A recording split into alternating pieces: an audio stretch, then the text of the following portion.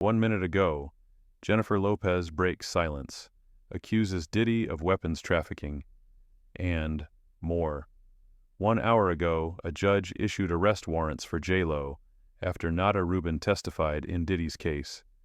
Before we begin, viewer discretion is advised. The following narrative, drawn from sworn testimonies, sealed court filings, and first-hand witness accounts, reconstructs the harrowing descent of Sean Diddy Combs and Jennifer Lopez, once the king and queen of hip-hop glamour, now entangled in one of the entertainment industry's darkest and most explosive criminal scandals. In 1999, a gun was fired inside a Manhattan nightclub. 3 people were hit. One of them, Nada Rubin, would carry that wound, both physical and psychological, for the rest of her life. At the time, all eyes turned to one-person rapper Jamal Shine Barrow, who was swiftly arrested, tried, and sentenced to 10 years in prison. But over 2 decades later, a very different story is emerging in a federal courtroom, and it's threatening to rewrite everything we thought we knew. At the center of it all, now not shining, not just Diddy, but Jennifer Lopez. The same Jennifer Lopez, once hailed as Jenny from the block, now being named in court filings, old testimonies, and viral allegations as more than just a bystander to that fateful night. 01/21, it started with Cassie Ventura. Her lawsuit against Sean Diddy Combs in late 2023 tore open a sealed vault of abuse, manipulation, and control. Her claims weren't just about private trauma. They were about systems operations and a hidden world operating under the guise of stardom. 01:40, but then came a name no one expected to hear again: Natalia Rubin. Her voice had been mostly forgotten in public memory, but in court she came back with conviction. Rubin testified that the truth about the 1999 shooting had been buried intentionally. She didn't just accuse Diddy, she implicated Jennifer Lopez. And with that, the entire narrative of the case shifted. According to Rubin and other emerging witnesses, J-Lo wasn't simply Diddy's girlfriend on that infamous night. She was allegedly his accomplice. Rubin stated in court that Lopez smuggled the firearm into the club. After the shots rang out, she and Diddy orchestrated a cover-up, pointing the finger at Shine, the youngest and most disposable person in the room. It worked. Shine went to prison. Diddy and Lopez walked free, and in the years that followed, their careers skyrocketed. Now it all threatens to crash. Court documents allege that Lopez not only helped conceal evidence, but also may have married Diddy secretly around that time to avoid testifying against him. A legal loophole, a strategic maneuver, not love but survival. And if that wasn't enough, Cassie's testimony brought new horror into the spotlight. She told the court that Diddy once handed her a loaded gun outside a club and ordered her to carry it inside. She was terrified. She cried, but she obeyed. That moment, raw with emotion, made headlines, but the implication was chilling. It wasn't the first time he had used women as gun mules. And now, with fresh testimony and witness corroboration, Lopez's involvement in the 1999 shooting looks less like a youthful mistake and more like a calculated act of complicity. The term ride or die took on a much darker meaning. Rodney Little Rod Jones, another accuser, claimed that J-Lo's actions weren't incidental. According to him, she played a central role in shielding Diddy from consequences. Whether it was manipulating witnesses, obscuring evidence, or misleading the media, the image was clear. Jennifer Lopez wasn't just standing by her man. She was helping hide the bodies figuratively and perhaps literally. And now, court whispers are becoming federal roars. Law enforcement sources confirmed to the press that the 1999 shooting is being reopened as part of the broader federal investigation into Diddy's empire. J-Lo's name appears in connection with those files. A judge has reportedly signed off on arrest warrants. Confidential, sealed, but real. The public is stunned. But for those who've been following the Diddy trial closely, the pattern isn't new. It's the same story Cassie told about control, coercion, cover-up. She described how Diddy paid for everything in her life, her house, her car, her phone, and used those things as leverage. When she disappointed him, he took them back. When she resisted, he punished her. He introduced her to freak-offs, sexual events involving drugs, strangers, and surveillance. She was only 21. At first, she said she wanted to please him. Later, she needed drugs to get through it. Eventually, it broke her. And through it all, Cassie said, Diddy planned everything from outfits to lighting to camera angles. It wasn't chaos, it was choreography. And J-Lo, she dated Diddy first. She saw it all. According to multiple witnesses, including Cassie, J-Lo not only knew about the freak-offs, she allegedly attended them. She was reportedly seen at one such party where a 13-year-old girl was coerced into participation. Another woman, Misha, testified that she locked eyes with J-Lo during a freak-off, silently begging for help. Lopez, she said, did nothing, just watched. Even J-Lo's ex-husband, Ojani Noah, added fuel to the fire. He claimed she was deeply involved in Diddy's inner world, that she knew what was happening behind those closed doors, that she wasn't just complicit, she was comfortable. The implications go beyond criminal. They're personal. Reports emerged that Ben Affleck was shown video footage by the FBI, allegedly involving Lopez, at one of Diddy's freak-off parties. Sources say the moment destroyed their rekindled marriage. The timeline fits. Lopez and Affleck stopped appearing together. Public body language shifted. And now their relationship is over. A powerful man sees something he can't unsee. And Jennifer Lopez finds herself not on the red carpet, but on the run. As part one ends, one thing is clear. The Diddy trial is no longer just about one man's crimes. It's about a network, about decades of silence, and about who stood by, smiling while others were destroyed. J-Lo's mugshot may not exist yet, but the testimony has already rendered a verdict in the court of public opinion, and it's only the beginning. When the news of J-Lo's potential arrest broke, the internet exploded. Not just because of who she is, but because of how long she managed to stay out of the frame. For years, she danced between scandals, always pristine, always untouched. But now, everything feels different. People weren't just digging into her past, they were dissecting it. Suddenly, everyone remembered the mugshot from 1999. Shine's mugshot was standard, taken at the precinct in street clothes. Puffy's was against a concrete wall, but J-Lo's, hers was different. She was photographed against a bulletin board dressed in old t-shirts. Rubin pointed out the absurdity. Y'all really think they were out clubbing in that at Christmas? No, that wasn't fashion. It was damage control.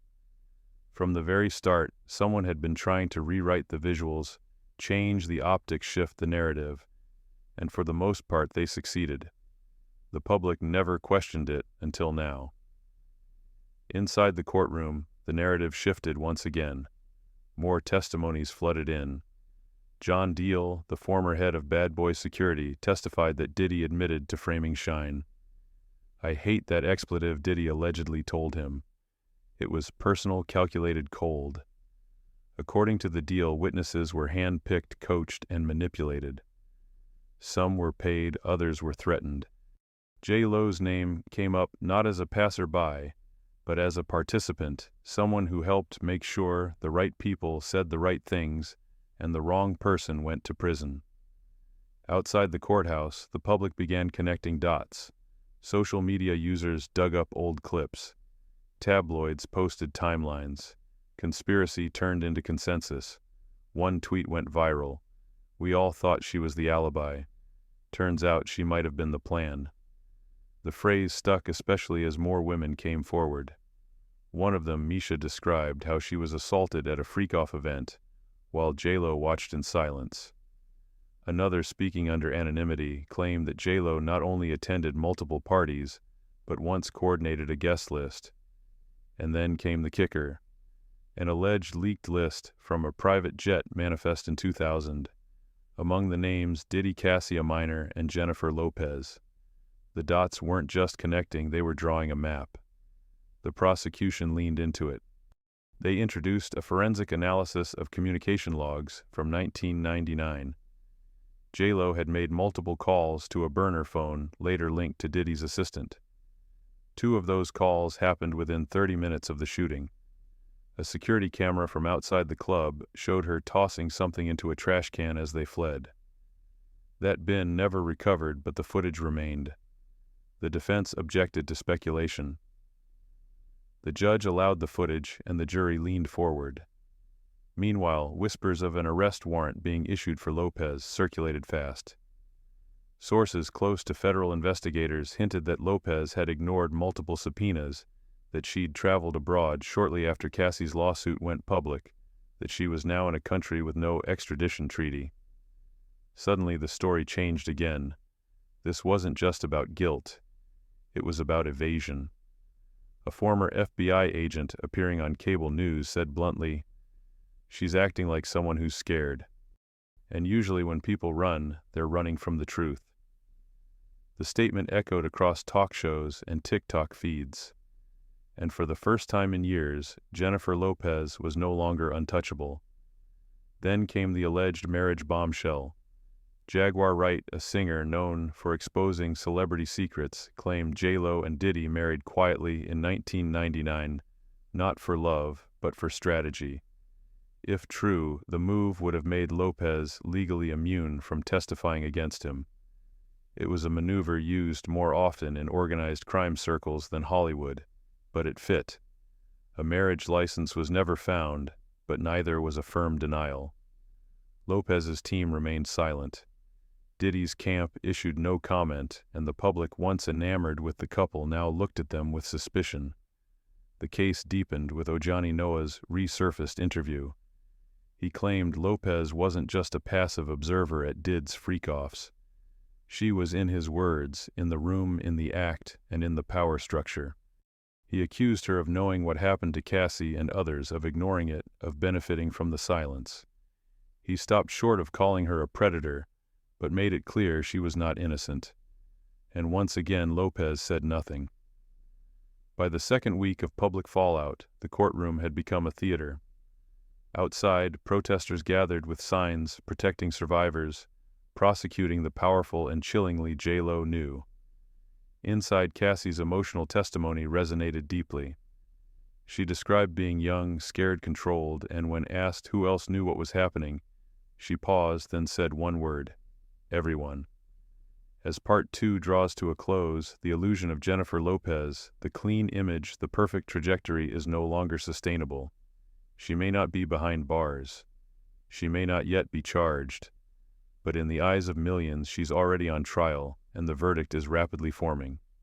By the time federal agents confirmed that Jennifer Lopez was officially a person of interest in the reopened 1999 nightclub shooting investigation, the public had already made up its mind. J-Lo wasn't just at the wrong place at the wrong time. She was part of it. And now, the fairy tale was cracking one headline at a time. Inside the courtroom, the mood had shifted. It wasn't about the glitz, the red carpets, the award speeches anymore. It was about who protected whom, who stayed silent, and who got sacrificed. Cassie's cross-examination had been brutal, but she never broke. She recounted not just abuse, but patterns, cycles, scripts. "You didn't just survive him," the prosecutor said. "You outlived the machine." Her voice shook, but she nodded. And in that moment, the jury wasn't just hearing a victim. They were witnessing a survivor. Meanwhile, a private testimony was leaked. It belonged to a former Diddy bodyguard, only identified as Witness C. He claimed that in 2001, after the dust settled from the shooting trial, Diddy hosted a party not for celebration, but for closure. Lopez was allegedly there. According to Witness C, she was told, "You played your part perfectly. It wasn't toast, it was an absolution." Public trust collapsed. Fans stopped streaming her music. Movie studios quietly shelved projects. Brand sponsors went dark. Comment sections filled with disbelief and anger. How could someone so admired be so involved? The contrast was brutal. Cassie shaking on the stand, recounting how she was forced to watch her own trauma replayed on tape. J-Lo is silent in a villa somewhere overseas, one begging to be heard, the other nowhere in sight. And then came the voice no one expected. Shine. After years of silence, Jamal Shine Barrow broke his silence with a formal statement from Bice, where he now serves as a member of parliament. I was betrayed, he wrote. I took the fall so they could rise. But the truth is not a secret anymore. He didn't name Lopez directly. He didn't have to. The next domino fell fast. A civil suit filed by Nada Rubin was reopened. She amended the claim to include Lopez as a co-conspirator. Her attorneys cited Rubin's original injuries. She was shot in the face as well as new testimony, suggesting Lopez had a deliberate and knowing role in transporting the weapon. It was more than enough for a judge to sign an arrest order, technically sealed but already leaked. Panic rippled through Lopez's camp. Her team issued a brief statement. Miss Lopez maintains her innocence and will cooperate fully with any legal proceedings. But cooperation wasn't what the court wanted. They wanted presence, and she was still gone. Multiple sources claimed she was seen in Dubai, then in the Maldives, and possibly even in Albania, a nation with no extradition treaty to the U.S. People called it a self-imposed exile. Others called it what it was, a flight from justice. Meanwhile, inside the trial, Did's own words were played aloud. Voicemails, old recordings, snippets of conversations from seized hard drives. One message in particular brought the room to a standstill. I told her, "If you carry it, we're safe." She said, "Okay." No names, no dates. But everyone in the courtroom knew who she was, and Lopez's name didn't need to be said. It was already etched in every page of the case file. As testimony continued, a psychologist took the stand. She described the mindset of enablers, how individuals within toxic systems begin as bystanders, but quickly become collaborators. The longer you stay silent, she said, the more you start to believe silence is safe. The line echoed online. It became a headline, and it defined the Lopez defense without ever calling her guilty. Meanwhile, a new voice emerged, Misha. Her second public statement was even more devastating than the first. She described how at one freak-off party she saw J-Lo laugh during a moment of unspeakable abuse. She didn't say it was malice. She said it was normal. She didn't look shocked. Misha said she looked like it was Tuesday. And still Lopez remained quiet. But silence in a case like this speaks volumes. Even her closest allies began to distance themselves. Old collaborators, former co-stars, fashion partners, many wiped her name from bios, portfolios, or product lines. And inside the courtroom, the phrase used again and again was willful ignorance. The jury was starting to see the real story, not just one of violence and manipulation, but of complicity, of choosing comfort over courage, of letting others pay the price for fame. By the close of Part 3, the prosecutor delivered a chilling statement. For every freak-off party, there was a guest list. She looked toward the press bench, and some of those guests were global icons. The message was clear. No one was too big to fall. As the trial entered its fourth week, it was no longer a courtroom drama. It was a cultural reckoning. What began as a probe into one man's abuses had now become an autopsy of an entire generation's celebrity myth. And at the center of it all, unspoken, unseen, but inescapable, was Jennifer Lopez. Every time a witness named her, gasps rippled through the gallery. Every time her image flashed across evidence screens, the courtroom held its breath. This wasn't a cameo, it was complicated. The federal prosecutors shifted focus. With Diddy's criminal empire already laid bare, their tone turned surgical. They no longer needed to prove intent. They were establishing routine pattern partnership, and Lopez's shadow loomed in every timeline. A former event planner testified about scheduling freak-off weekends. One name always had special clearance. She traveled under an alias, they said, but we all knew who it was. They referred to her only as the guest of glass. Why that name? Because nothing reflected back. Then came the audio, an encrypted file from a recovered laptop. The defense fought hard to block its admission, but the judge allowed a portion. In the clip, Did's voice is clear. She's fine with it, he says. "She knows how this goes," a female voice responds, light familiar. "She said she's not coming unless the girl's over 18, Diddy laughs. "That's just for optics." It was brief, but it was enough. The courtroom exploded. Reporters rushed to file. Legal analysts froze mid-sentence. The public heard it hours later on podcasts, YouTube, TikTok. The voice allegedly Lopez wasn't yelling, wasn't resisting, just negotiating. And in that moment, the last veil dropped. The judge declared a recess.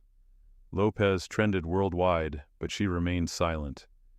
Meanwhile, a growing coalition of women, including Cassie, Misha, and Nada, began giving joint statements. Not coordinated, not prepped, just raw accounts together. A reporter called it the undoing of the untouchables. For decades, women were told to stay silent, that naming names would end careers, that no one would believe them. Now, they were ending careers with truth. Back inside the courtroom, the defense tried one last pivot.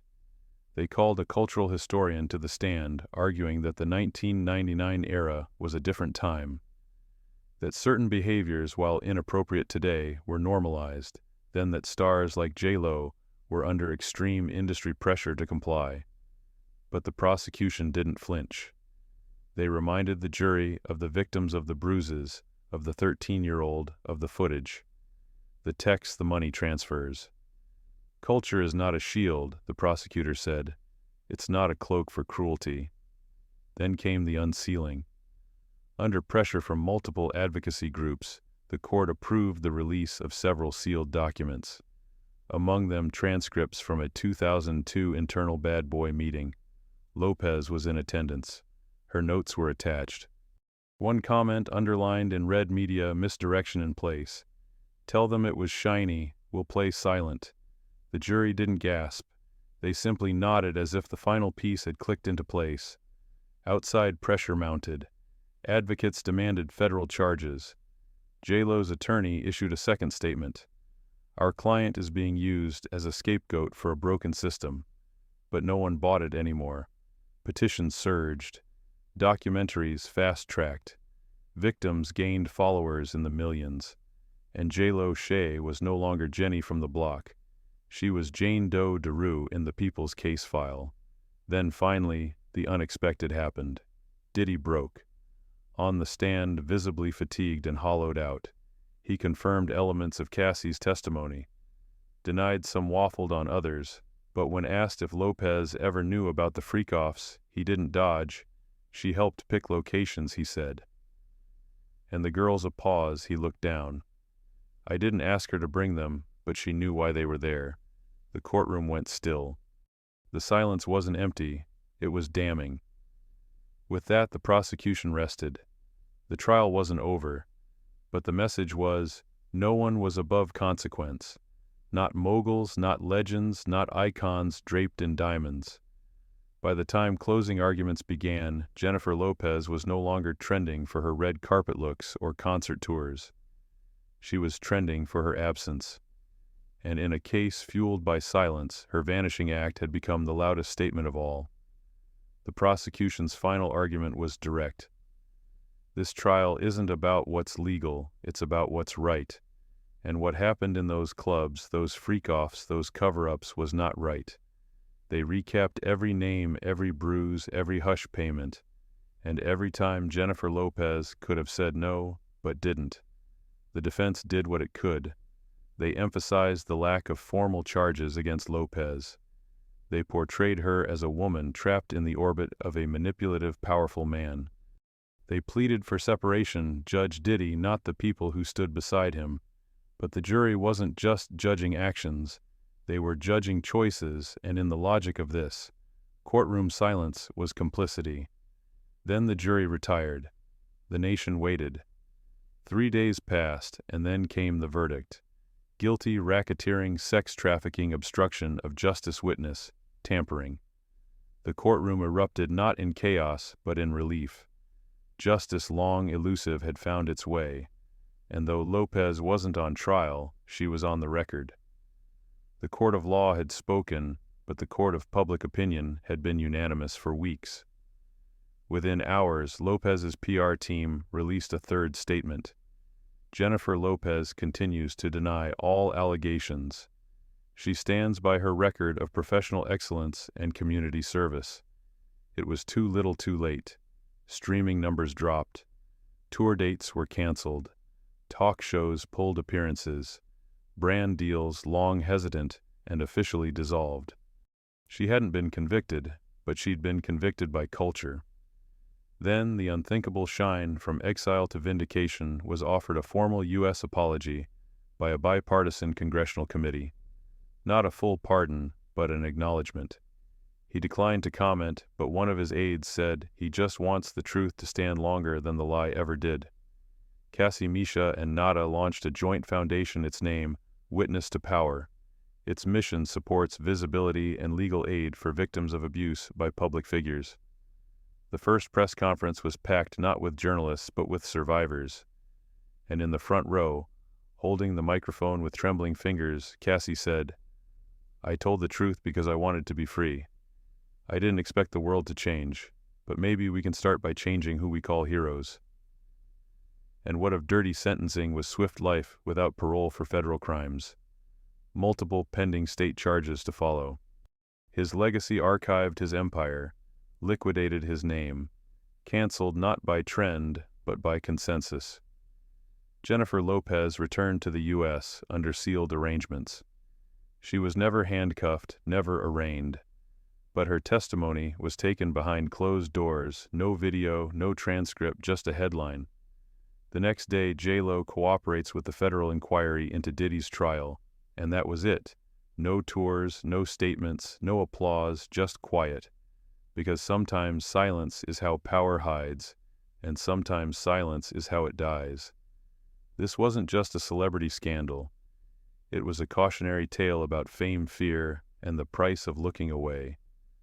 Cassie's voice broke the silence, and now no one can say they didn't hear.